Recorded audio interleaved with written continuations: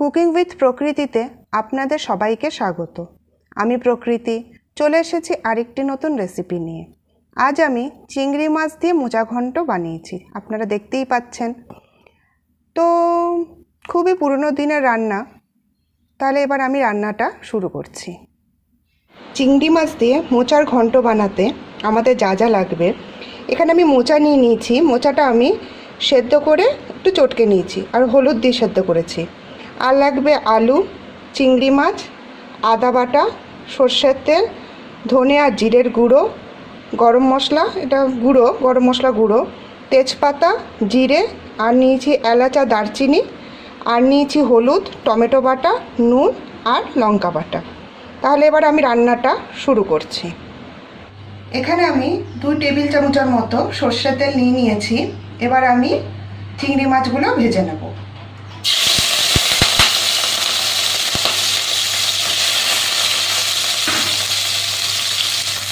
এর মধ্যে অল্প দিয়ে দেবো লবণ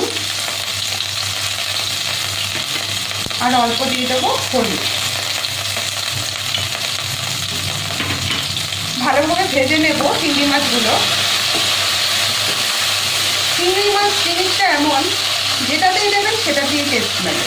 সব খাবারের সাথেই ভালো লাগে, পটলের সাথে বলুন, ঝিঙের সাথে বলুন, কচুর সাথে বলুন, মোচার সাথে বলুন, যাতে দেবেন তাতেই ভালো লাগে।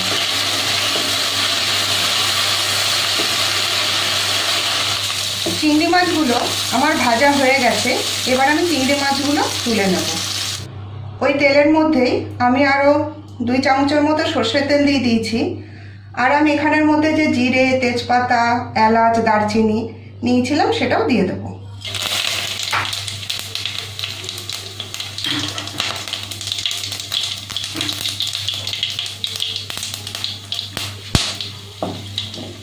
এলাচ খুব ফোটে, তাই একটু সাবধানে। এর মধ্যে এবার আমি আলুগুলো দিয়ে দিচ্ছি।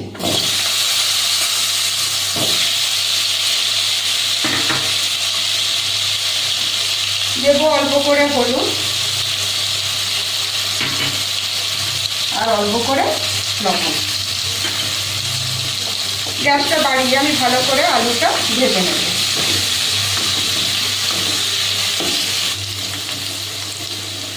আলুগুলো আমার ভাজা করা হয়ে গেছে। এবার আমি এর মধ্যে দিয়ে দেবো আদা বাটা। এবার আমি 1.5 চামচের মতো আদা নিয়েছিলাম, মানে আদা বাটা। আর 1.5 চামচের মতো আমি ধনে জিরে গুঁড়ো নিয়েছিলাম, সেটা দিয়ে দেবো। এখানে আমি 1 চামচের থেকেও কম লঙ্কা বাটা নিয়েছিলাম, সেটাও দিয়ে দিলাম। আর এখানে আমি একটা ছোটো সাইজের টমেটো বেটে নিয়েছি। আর এখানে আমি 1 চামচের মতো হলুদ দিয়ে দেবো।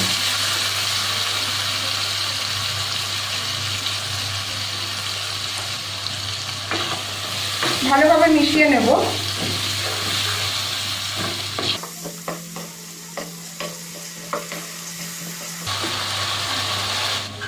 আর প্রয়োজন মতো লবণ দিয়ে দেব।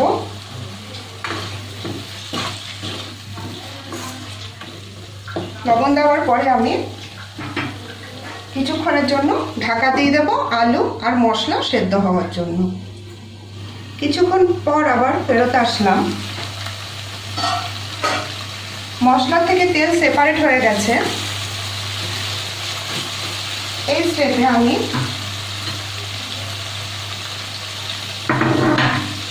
মোচাটা এর মধ্যে দিয়ে দেব।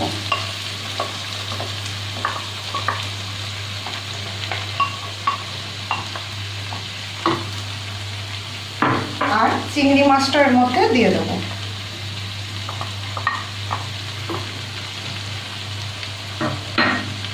খুব ভালোভাবে মিশিয়ে নেব।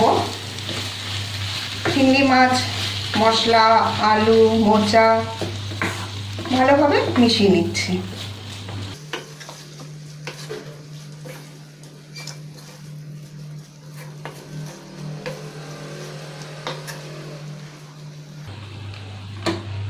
এবারে আমি ঢাকা দিয়ে রান্না করব।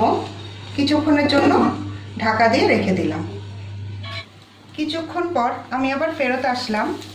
আমি মাঝে 1-2 বার নাড়িয়ে দিয়েছিলাম, তো তো দেখতেই পাচ্ছেন আমার মোচা রান্নাটা মোটামুটি কমপ্লিট।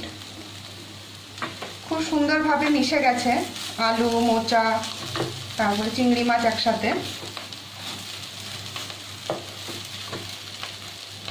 এই পর্যায়ে আমি এখানে গরম মশলা গুঁড়ো দিয়ে দেবো।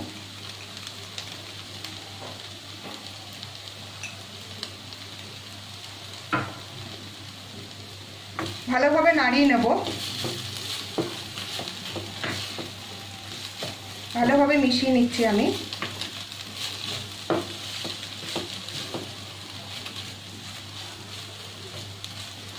গ্যাসটা অফ করে দিলাম। আজকের রেসিপি চিংড়ি মাছ দিয়ে মোচা ঘন্ট আমার রান্না করা কমপ্লিট। আমার আজকের রেসিপি চিংড়ি মাছ দিয়ে মোচা ঘন্ট রান্না করা হয়ে গেছে। খুবই ভালো লাগে খেতে, আপনারা বাড়িতে বানান, অবশ্যই ভালো লাগবে। আমার রেসিপিটি যদি ভালো লেগে থাকে তবে লাইক এবং কমেন্ট করবেন। তাহলে আজ এইটুকুই, নমস্কার।